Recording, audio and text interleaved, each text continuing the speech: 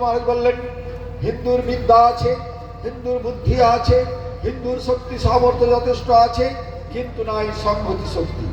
তিনি বললেন, হিন্দুদেরকে এক মহাশক্তির সৃষ্টি হবে যদি হিন্দুরা মিলিত হতে পারে। বললেন, আমি এক সূত্রে গঠিত করতে চাই সমস্ত হিন্দু জাতিকে। একজন হিন্দুর বিপদে সমগ্র বিশ্বের হিন্দু তার প্রতিবাদ করবে, প্রতিরোধ করবে, প্রয়োজন হলে প্রতিশোধ গ্রহণ করবে। তার জন্য প্রয়োজন হিন্দুদের মধ্যে মিলন এবং ঐক্য। স্বামী প্রণবানন্দ মহারাজ বলছেন, সেই মিলন এবং ঐক্য আনবে একটি প্রতিষ্ঠান। বললেন, আমরা হিন্দু, আমরা শিব পূজা করি, কালী পূজা, দুর্গা পূজা, লক্ষ্মী পূজা, সরস্বতী পূজা, বিভিন্ন পূজা উপাসনা করে থাকি। এটি আমাদের হিন্দুদের সকলকার জন্য একই। আমরা রামায়ণ, মহাভারত, গীতা, ভাগবত পাঠ করে থাকি, এটি আমরা সকল হিন্দুরাই করে থাকি। আমরা হরিনাম সংকীর্তন করে থাকি, এটিও আমরা সকল হিন্দুরা করে থাকি। কিন্তু আমরা দীক্ষা নিলাম, নিয়ে আমরা কি করলাম? আমরা বিভিন্ন মন্দির তৈরি করলাম, আলাদা আলাদা হয়ে গেলাম। হিন্দুদের শক্তিগুলি ক্রমশ বিশ্লিষ্ট হয়ে গেল। তার ফলে হিন্দু জাতি ক্ষয়িষ্ণু হিন্দুতে রূপান্তরিত হল।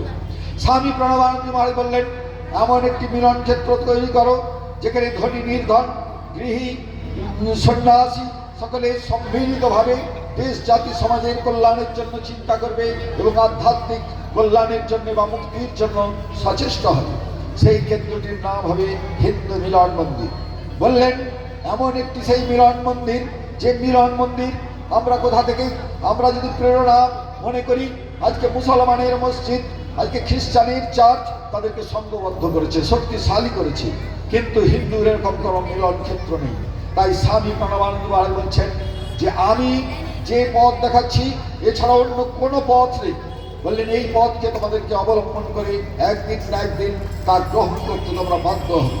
স্বামী প্রণবানন্দ মহারাজ বলছেন, একটি মাত্র মন্দির তৈরি করো, সেখানে সমস্ত গুরুর আসন স্থাপন করো এবং একটি বিরাট হলঘর থাকবে, সেখানে তোমরা সাপ্তাহিক উপাসনা হবে। প্রতি বৃহস্পতিবার দেবগুরু বৃহস্পতির আমরা মানি, সেই জন্য আমরা লক্ষ্মীবার বলে থাকি।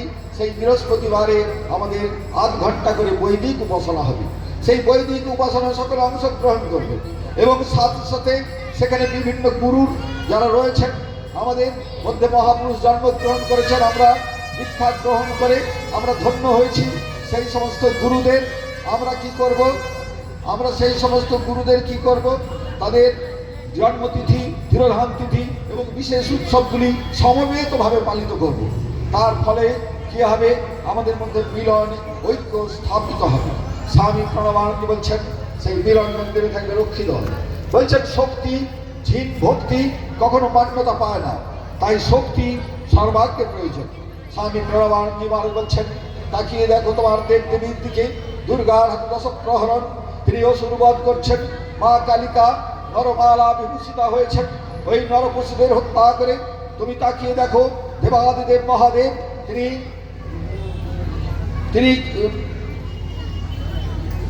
ভুলে গেল, তিনি বধ করছেন করে, ত্রিশূল দিয়ে বধ করছেন করে, তিনি দেবাদিদেব মহাদেব হচ্ছেন। তারপরে আমরা দেখছি যে আমার ভগবান রামচন্দ্র তিনি ওই রাক্ষসকুলকে ধ্বংস করে ভারতবর্ষের বুকে রামরাজ্যের পত্তন ঘটাচ্ছেন। আমার ভগবান শ্রীকৃষ্ণ ওই ছোটবেলা থেকে অঘাসুর, বকাসুর, ধেনুকাসুর মুষ্টির চামুরকে হত্যা করছেন বা প্রতিহত করছেন। তিনি শিশুকালে তিনি কি করেছেন? ওই গুলির ডান্ডাগুলি দিয়ে খেলে সময় নষ্ট করেননি।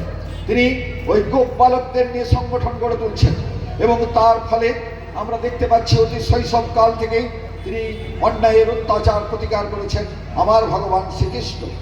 আমরা সে কথা ভুলে গেছি। আমরা ভুলে গেছি ভগবান শ্রীকৃষ্ণ মাত্র শৈশবকালে তিনি কি করছেন? তিনি যেমন বিভিন্ন অসুরদেরকে বধ করছেন, পরবর্তীকালে আপন মাতুল কংসকে হত্যা করছেন, শিশুপালকে বধ করছেন, জরাসন্ধকে হত্যা করাচ্ছেন এবং কৌরবকুলকে ধ্বংস করাচ্ছেন আমার ভগবান শ্রীকৃষ্ণ। আমরা সে কথা মানলাম না, আমরা জানলাম না, আমরা বোঝার চেষ্টা করলাম না। আমরা শিখলাম মরিব মরিব সখী নিশ্চয় মরিব, আমরা মরার গান গাইলাম, আমরা অন্যায়ের প্রতিকার প্রতিবিধান করতে শিখলাম না। আমরা ভুলে গেলাম যে ভগবান শ্রীকৃষ্ণ তিনি কুরুক্ষেত্র সভাঙ্গনে বলছেন, নৈবং মাস্মকম পার্থ নৈতত্ত্বযুপবদ্ধতে ক্ষুদ্রং হৃদয়ং দৌর্বল্যং ত্যক্ত উত্তিষ্ঠ পরস্তপ। হে অর্জুন, তুমি উত্থিত হও, তুমি অন্যায়ের বিরুদ্ধে যুদ্ধ করো, অন্যায়কে স্বীকার করে নেওয়া তোমার ধর্ম নয়। আজকে আমার ভগবান শ্রীকৃষ্ণ সেই কথা বললেন, আর আমরা শিখলাম মরিব মরিব সখী নিশ্চয় মরিব। আমরা মরার গান গাইলাম, আমরা বললাম এক গালে চড় মারলে আরেক গাল পেতে দাও, কিন্তু আমার ভগবান সে কথা আমাদের শিক্ষা প্রদান করেনি।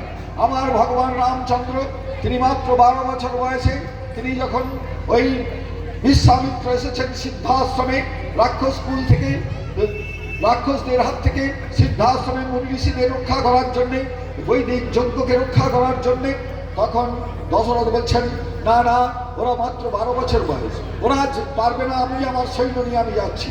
তখন বিশ্বামিত্র বিমুখ হয়ে ফিরে যাচ্ছিলেন, তখন দশরথ বাধ্য হয়ে কি করেছেন, রাম লক্ষ্মণদের সাথে দিয়েছেন। রাম লক্ষ্মণ বড় পথে চলেছেন, যাওয়ার পথে সিদ্ধাশ্রমের যে পথ তারা প্রবেশ করবেন যাবেন, যেই দেখছেন বলছেন রাম দেখো এই রাস্তায় যদি আমরা বন পথে যাই আমরা একদিনে পৌঁছাবো সিদ্ধাশ্রমে।